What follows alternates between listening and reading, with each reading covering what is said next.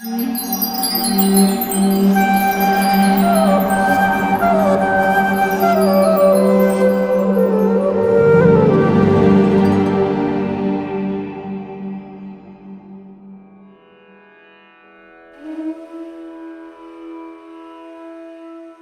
purpose of visiting a temple is predominantly association of devotees. The scriptures extol the glories of associating with a devotee, just as a rod of iron put in fire assumes the same qualities of fire. In the same way, by hearing and applying what one hears from a saintly person, one's heart can be transformed. A simple and commonly known evidence is of Valmiki, how he gave up his sinful life and became a saintly person. A sadhu is a devotee of the Lord. His concern, therefore, is to enlighten people in devotional service. That is his mercy. He knows that without devotional service, human life is spoiled. He is not satisfied with his own liberation. He always thinks about others. He is the most compassionate personality towards all fallen souls. One of his qualifications, therefore, is Karunika, great mercy to the fallen souls. A sadhu is also one who follows the principles of scripture and at the same time is a devotee of the Lord. One who actually follows the principles of scripture must be a devotee of God, because all the Shastras instruct us to obey the orders of the personality of Godhead. A sadhu, therefore, is a follower of the scriptural injunctions and a devotee of the Lord. All good characteristics are prominent in a devotee, and he develops all the good qualities of the demigods, whereas a non-devotee, even though academically qualified, has no good qualifications or good characteristics according to the standard of transcendental realization. All Shastras advise us to associate with a sadhu. More important than associating with devotees is to avoid materialistic association. According to Srimad Bhagavatam, one should understand the Supreme Lord to be the object of all love and affection, devotees to be the real friends, the innocent to be proper recipients of our preaching, and envious people to be kept at a distance.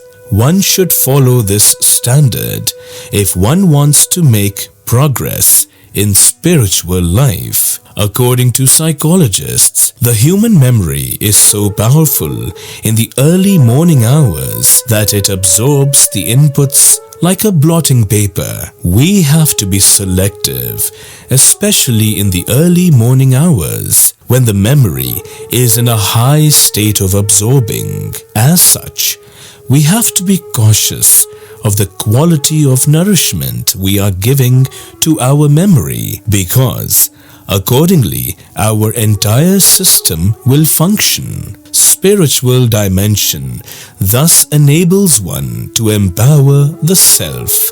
That is the only source from where we get quality information or knowledge. Absorbing the mind in mantra meditation, like chanting Hare Krishna, reading scriptures like the Bhagavad Gita or Srimad Bhagavatam in the early morning hours, purifies our heart. Such divine knowledge generates willpower, and we can thus take the focus of control in our own hands. Once we are self-empowered, we look at the problems and situations in a different way, and instead of being influenced and controlled by them, we can manage them in a better way so as to easily control them. We can maintain a positive attitude, a positive thinking process, and deal accordingly. This is how we manage our complete inner mechanism and prepare our consciousness to approach the Lord.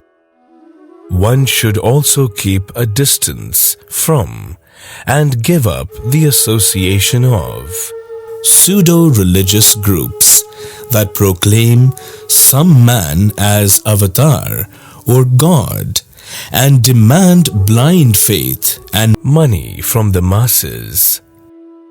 Pseudo-yoga institutes that teach only how to improve physical health through yoga to have better sex life. Mayavadi gurus who preach the bogus philosophy that everyone is God or can become God. Sahajiyas or pseudo-devotees who take Krishna consciousness to be something cheap. Without following the rules and regulations of devotional service, they artificially consider themselves highly advanced and make a false show of intense devotion.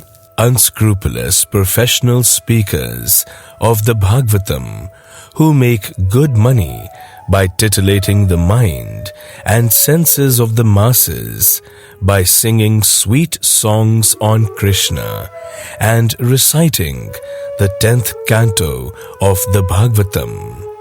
So-called sadhus who collect many followers by their personal charisma, but they have nothing substantial to offer. They entertain their followers by telling many stories, but hardly care to teach them philosophy. They are strict with their disciples and more or less let them do as they please. They offer material benedictions, promising improved health, increased prosperity, solving of problems, and so on. Atheists who are outrightly opposed to the will and plan of God and who subtly or grossly express their rebellion against God and His scriptures. They may even pose as educated scholars, scientists, social welfare workers, nationalists, etc. Pretenders who put up the show of being a good devotee to attract the public's eye only to earn name, fame, followers, women, and money. Charismatic crowd pullers who try to capture the limelight by putting up all-pervading posters of themselves, ignoring God, but who teach sub-religious principles of service to society, parents, demigods, forefathers, or poor people. Such people keep the masses in darkness. This material world is like an ocean, and everyone in this world is suffocating and suffering, as if thrown in the middle of the ocean. It is like the dark night for the soul. The spiritual master is the messenger of God who enlightens us and delivers us from the covering of ignorance. It is impossible for one to be delivered from this world of suffering and achieve love for God without the mercy and guidance of a spiritual master.